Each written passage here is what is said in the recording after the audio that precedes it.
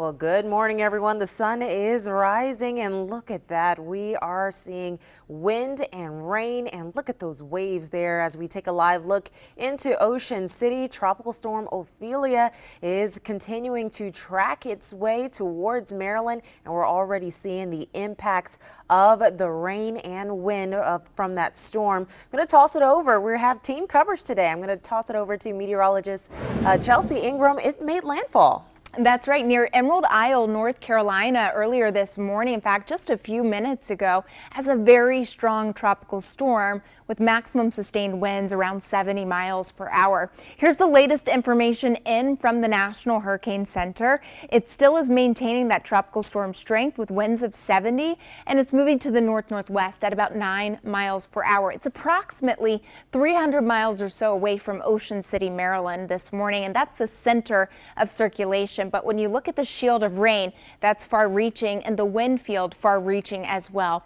We're dealing with some heavy downpours in parts of central Maryland with some of these outer bands of Ophelia. Let me zoom you into parts of Baltimore County. If you make your way up 95 into Harford County, some moderate rain is coming down, and it's a wind-driven rain, so that makes it very difficult as far as visibility is concerned. Not the best day to be out driving with these bands of rain. Looking at our tropical storm alerts, they're in place for parts of southern Maryland as well as the lower eastern shore this morning. One main concern with these alerts is the potential for storm surge inundation. That's when bay water and ocean water come on land. They're pushed on land from the wind, and then they inundate areas along the coast. And that could be anywhere from 1 to 3 feet as we head throughout the day today. In addition to that, some wind alerts all the way up into parts of central Maryland. Further inland, gusts to 45 miles per hour, but right along the western shore for some of our coastal communities and marinas, we could see gusts to 50 miles per hour as we head throughout the day today.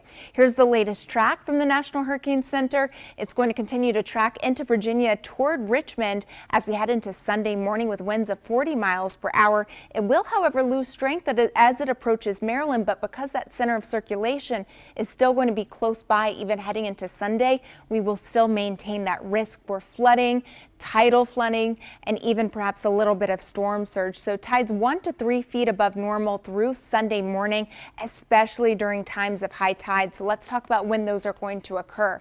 We're looking at our next high tide in Annapolis around 11:02 a.m. this morning. Next high tide at Fort McHenry just after 1 o'clock. Another really important thing to note today: the waves on the bay, anywhere from 4 to 7 feet. They're going to be a little bit higher as you head farther south.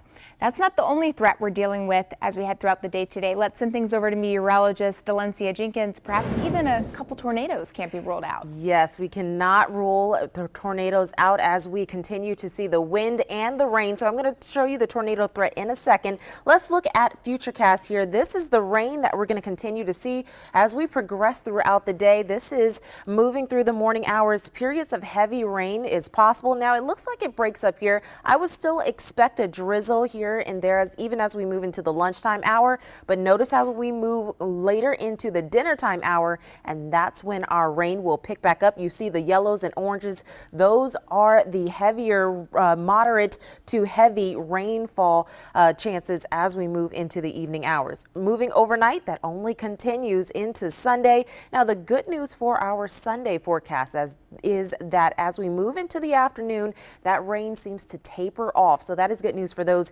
heading to the Ravens games. I think as far as the tailgating is concerned, you still want to be prepared for heavy rain as that will be sticking around in the morning hours. Now the tornado risk, this is something that we really want to take serious as we could see a brief spin up of tornadoes with this as the tropical storm Ophelia continues to track our way, mainly for southern Maryland and the lower eastern shore. It's a 2% chance, but again, you want to be mindful of that tornado risk and make sure you have a way to stay up to date on severe weather alerts. Moving through the next few hours, we also want to be mindful of the temperatures. It is going to be a cooler day. We're looking at temperatures only in the low to mid 60s for this afternoon. So not only is it going to be windy, it's going to be rainy, it is also going to be quite chilly. So again, it looks like things will taper off off as we move through the afternoon for Sunday. Again, good news for Ravens fans. Around kickoff, I'm still going to keep in a 40% chance of a shower or two in and about the metro. Temperatures are going to be in the 60s, so you're still going to want to have the jacket as we move throughout the day for Sunday. But moving into our new work week, that's when temperatures are going to warm back up to the upper 60s to low 70s. We'll have a 30% chance of showers, and then moving into the midweek, that's when we're going to see a little more sunshine peeking through. Still going to have a slight chance of showers in the forecast.